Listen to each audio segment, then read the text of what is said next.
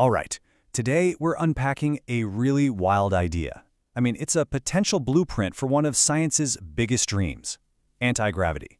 But forget about bigger rockets or more powerful engines. This isn't about that at all. We're talking about a complete fundamental shift in how we even think about the problem. So yeah, let's just dive right in. So right off the bat, the source material for this model has this incredible quote. It calls our current methods paleolithic.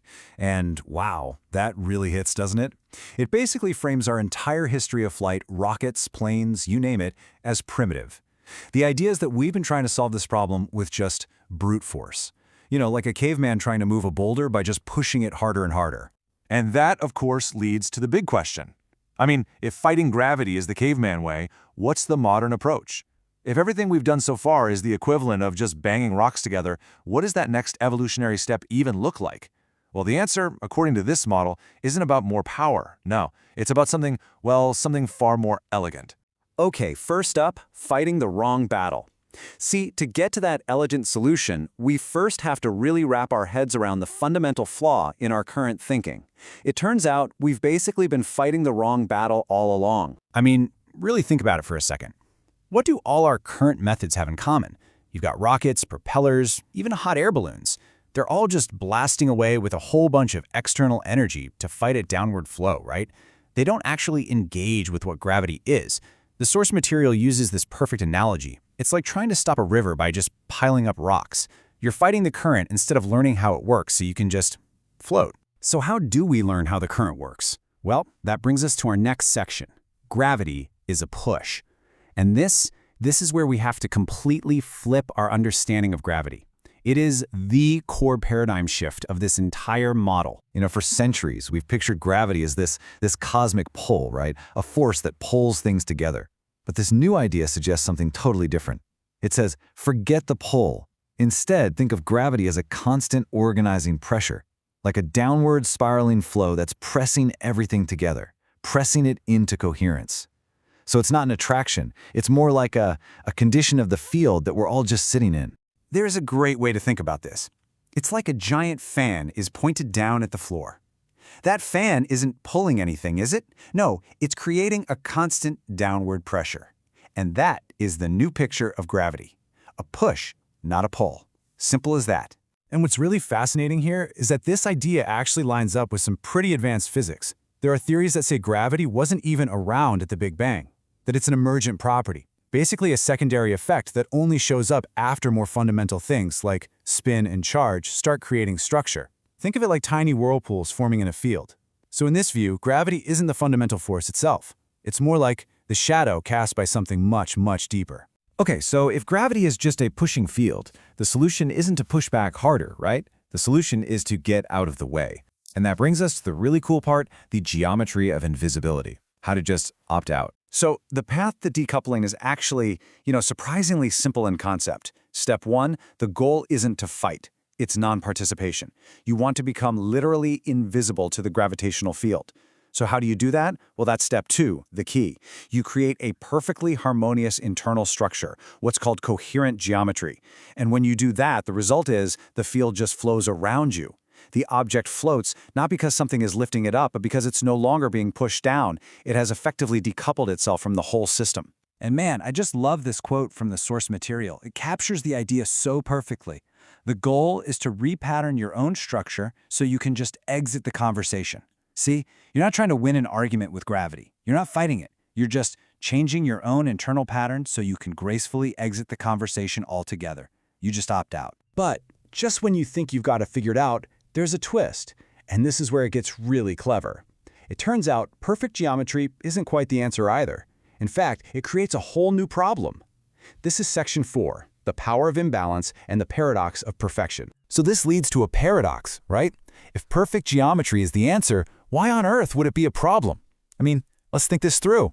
If you have a perfectly symmetrical, perfectly coherent structure that decouples from gravity, what happens? What happens when anything is in perfect balance? Well, the answer is it would be perfectly inert. Yeah, it's balanced, but it's also kind of dead. Nothing happens. So the real magic trick, the solution, is this thing called asymmetrical coherence. Imagine a state that is 99% perfect harmony, but with one tiny controlled intentional imbalance. And that little bit of asymmetry, that's the secret sauce. That's what makes the system active and alive, allowing it to actually navigate the field instead of just sitting there, perfectly balanced and perfectly useless. And when you look at the simulated data, this just pops right out at you. On one end, you have perfect symmetry. You get almost no effect. On the other end, you have total chaos or incoherence, and you get low effect there too. Gravity just grabs on like normal. But right there in the middle, that's the sweet spot. That's asymmetrical coherence, and that's where you get the absolute maximum decoupling effect. So it's not about perfection at all. It's about a dynamic, intelligent balance. All right, section 5, a spark becomes fire. So let's say you've done it. You've built this amazing, cleverly imbalanced structure. It can float. It's decoupled. But what happens if you give it just a tiny, tiny nudge of energy? Well, this is where things go from simply floating to flying and to something way, way bigger. Think back to our conventional propulsion, like a rocket engine. It needs a continuous fire hose of energy just to keep going, right? A constant, massive input. But with this geometric model, you don't need the fire hose. All you need is a single spark. That's it. Just one little precisely timed tap into a system that's already perfectly tuned and ready to listen. And the effect, it is just mind-blowing. The model simulation suggests that a tiny, tiny input gets amplified by a factor of 1 million. 1 million times. We're not talking about a 10% improvement here. This is a complete and total change of scale. So how is that even possible? Well, it's through a process called field recursion. The structure basically acts like a hall of mirrors for energy. It bounces the energy back on itself, letting it grow stronger and stronger with each pass. So the device isn't just a passive container. It becomes an active conduit. It opens up a direct channel into the fundamental energy of the field, and it allows that energy to organize and multiply itself. At that point, you're not just building a machine anymore. You are building a resonance chamber for the universe itself. Okay, let's all just take a deep breath for a second. I know, this sounds like straight-up science fiction. So it is absolutely crucial that we hit pause and do a reality check. We have to ask the tough question.